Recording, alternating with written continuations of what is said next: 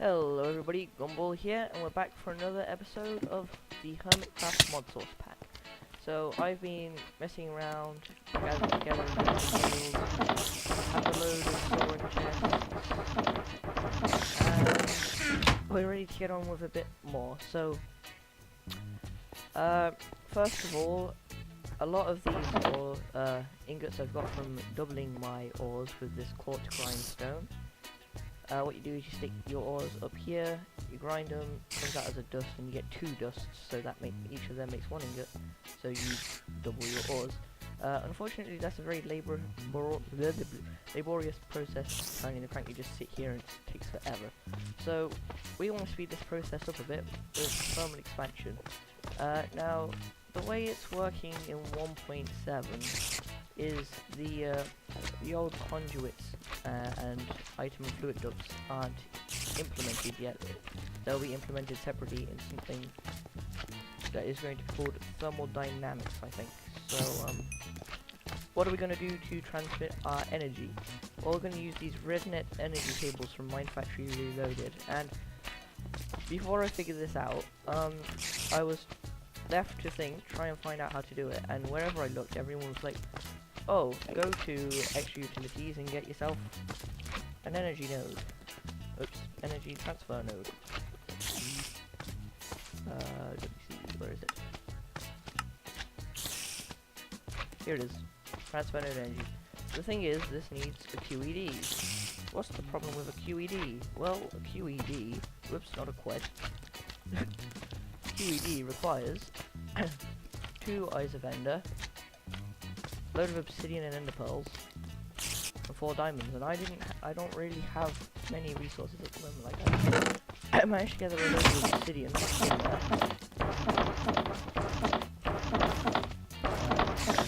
22. I got a bit of nope. But not really enough to spare, and I've only got like 1 ender pearl, so I was looking around and then I remembered these RedNet energy cables from Mining Factory Reloaded. They're just 2 gold, a redstone block, and some RedNet cables, and there's 3 redstone and some plastic sheets, which are, oops, oh, cheaper than I thought. You can make them with strong plastic, sorry. Really bugging me. RedNet cables, plastic. Raw plastic, which can be gotten from rubber bars, which come from these raw rubber, which you get from chopping down rubber trees. I have a few saplings that I'm going to grow. So I've only got a few of these for now. I can put the stake away. And so we're going to use this along with a furnace generator and a supply of wood to power any machines. And we're going to use a sawmill to increase the amount of wood we get from each log. So I'll explain that a bit later. But first of all, let's choose a little tower, little side tower. I think I'll go in this one. And I'm just going to lay down my furnace generator right here, just at the back of the room. And then I'm going to grab my redstone furnace and just stick that right next to the generator. I'll stick my sawmill here, and my pulverizer here. I want to set this so that nothing's being exported and so that redstone is disabled. I'm going to set this so I'm not really going to be pumping any items in soon. I want us to export to the side. Oh wait, this is wrong. Let me grab my adjustable bag. So this is from the Better Chest mod. You just get an adjustable chest, which is a chest surrounded in cobblestone. That's what all the chests in my room were. 4 string, 2 leather and 2 wool. So I got myself a little kind of backpack, and in here I have my crescent hammer. So let's pick these up. Should be pulverizer, redstone furnace. So I want this to accept items from the left, and this will send items to the right. Now what this does is it changes your things into dust, a bit like the grindstone, and this will just smelt them a bit faster in the furnace using power. And then using the sawmill, I can saw up my logs into larger amounts of planks. Now, in the new version, we also get these augments. These enable you to do certain things. So this says automated output, redstone control, reconfigurable sides. Now once you configure a side, you can just take this out. It's already configured and it saves that configuration. Once you set your redstone thing and you don't want to change it, you can take this out and it will just save what you had. And once you set up automated output, you can't take that out because that enables it to output at all points. So you can now upgrade your machines, and that affects how many augments you get. So here we've only got 3 because we have basic machines. So let's say I wanted to grab myself a redstone furnace and I want more augments. Well, I'm going to have to get a better version. So the first one is this one, just a simple recipe that you can make. Now the recipes are a bit confusing at the moment because some of them all say basic. They're all saying basic, but that's not the case, and some of them all say resonant. Like this says resonant up here, but you can't really tell. So you just want to start off with the one that has the basic machine frame, and then eventually you can upgrade them using certain things. I think this enables them to be locked, and then this just makes them better with more augments. So we're just going to start with our basic ones for now, and leave disabled redstone so that we can just have things automatically go through and cook, and we're going to automatically output. So the furnace generator generates power from wood. Now it doesn't generate a lot, but as you can see, our pulverizer is filling up, and I'm going to grab some of my rednet energy cable and just take it through, and these should start to get power. Now I had to mess around with this last time. The problem was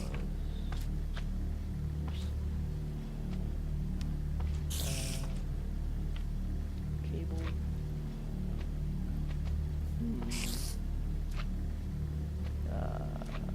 Problem was it wasn't outputting right last time.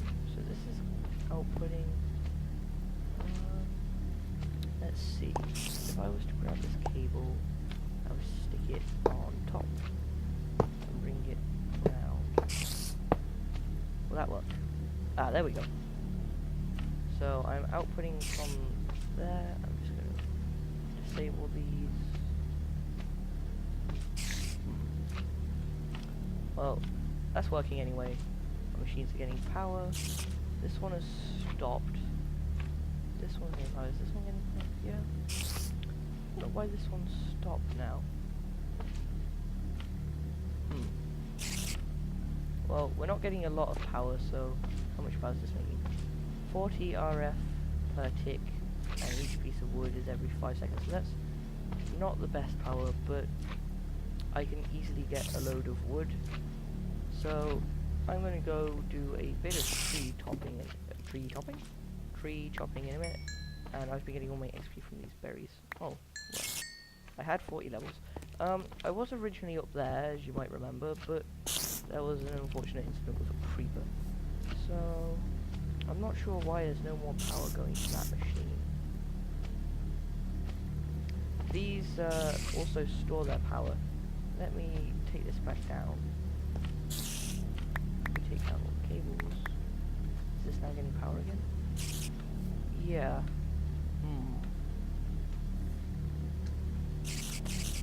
Okay, these do keep their power, so this will fill up with its own buffer.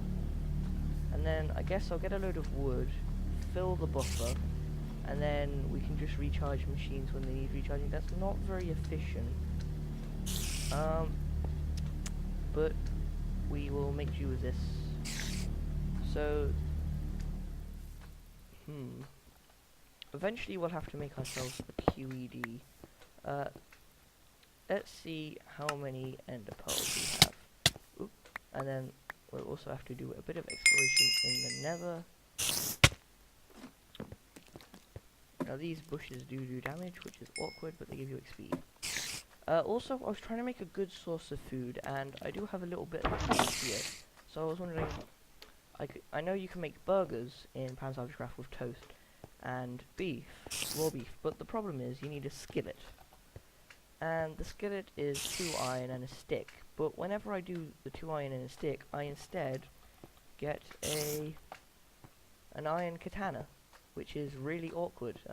Even when I stick it that way, it just makes an iron katana, so if anybody knows how to bypass that, that would be very nice. And also, I don't know what you do with these biome essences. Are they used for anything in particular? They seem pretty pointless. I've got all sorts of them, and I have nothing to do with them. It's pretty strange. I believe I found a village at one point. Let me see. I think I found a village, but I can't remember where it is. That's here, down here I found a village. So I'll try and get some emeralds from down there. I did find a tavern, so I got myself some ferment barrels. So I'm gonna go chop some wood. Let's quickly check how many. Now I do have ender lily seeds, but they take such a long time to grow. I have one ender pearl. Ender pearls can be made from fish, from marrow. I do want to do some agriculture, but you can only get these ones. This one you can only get in the end. This one you can only get from an end fish. Oh, night fish and a blaze fish, glowfish. I'll have to look into mariculture, but I think ender pearls will be a bit hard to get for now. There's no, along with the QED, you need ender crystal. Ender flux crystals, and these also require a load of ender pearls. You get 4 of these for ender pearl, but so this one requires 2 ender pearls, and the actual machine will require more, and I'm pretty sure you need like at least 3 of these. So that is very awkward. But I'm gonna go get some wood now, and I'll be right back.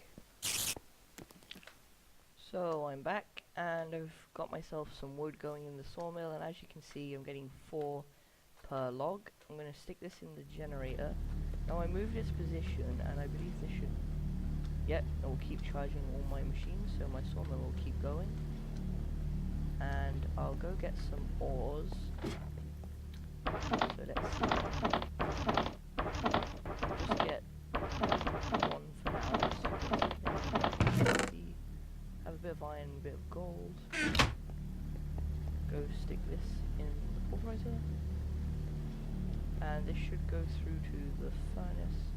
As you can see, I'm getting a lot of wood, so power's not too hard to get hold of. This should go through here, and I'm getting my iron ingots. So now we are successfully doubling ores, and I'm not having to hand crank.